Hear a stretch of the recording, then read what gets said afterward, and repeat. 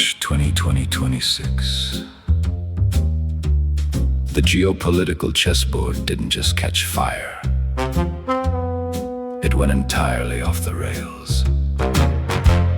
The Pentagon launched a war in the Middle East, and they called it Operation Epic Fury. It sounded less like a military campaign and more like a late-night video game tournament. I sat in a dimly lit diner, tracking the satellite feeds, watching a commander-in-chief deploy the Navy while wearing a white baseball cap. The line between a global crisis and a late-night comedy sketch had completely dissolved. The announcement came down from a Florida resort, a casual briefing on a maritime sport. The president stood in a bright white hat, explaining the warfare like a casual chat. The late-night comic started pulling the thread, comparing the logic to what Forrest Gump said. Over at the briefing room, the brass took the stage to justify the layout of the battleground page. They said Epic Fury was a beautiful name, chosen for the letters on a knuckle tattoo game. Oh, we're tracking the movement of a global design, where the comedy sketches are drawing the line. Operation Epic Fury is taking the floor between and an unclassified war. Yeah, the detective is tired and the ledger is thin, but the tactical forces are dialing it in.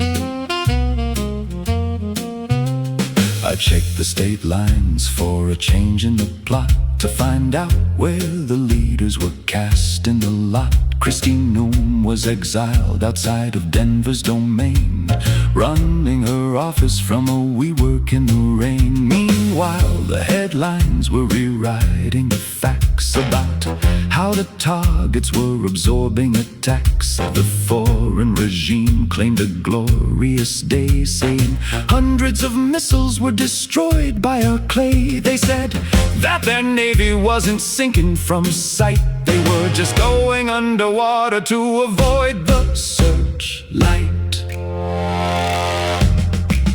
The investigation led to a local GameStop, where the president's sons tried to make a quick swap. They walked to the counter with a historical grace, trying to trade Washington's portrait for space. The internet coped with a deep digital sigh, running a quiz if your regime needs to die. They flooded the feeds with a monkey named Punch, while the actual world skipped right over its lunch. A fake Jim Carrey, a historical date. The Ides of March sealed a ridiculous fate. Oh, we're tracking the movement of a global design, where the comedy sketches are drawing the line. Operation Epic Fury is taking the floor between and an unclassified war. Yeah, the detective is tired and the ledger is thin, but the tactical forces are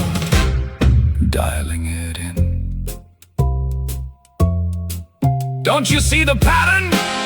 Pete Hegseth is at the podium doing a Jamaican accent, rapping about his drinking like a cheap theater production. The Papa Roach to a room full of serious journalists. While the oil prices surge, the Biden team is asking why we didn't just shoot the Ayatollah in the leg. It's a total gallows humor matrix. Trump era, Gov is completely frozen, because everyone is trying to figure out if the national defense strategy is being run by a box of chocolates or an 1890s maritime statute. When the fury is epic and the strategy fails, just trade in your portraits for video game sales. The mid-month comedy sets have wrapped, but the real-time fallout is just starting to pool under the door. The briefing room is clearing out, the monitors are flickering to black, and the cable news anchors are already rehearsing their content warnings. For what's heading down the wire next April is coming. Brace yourselves. Brace yourselves.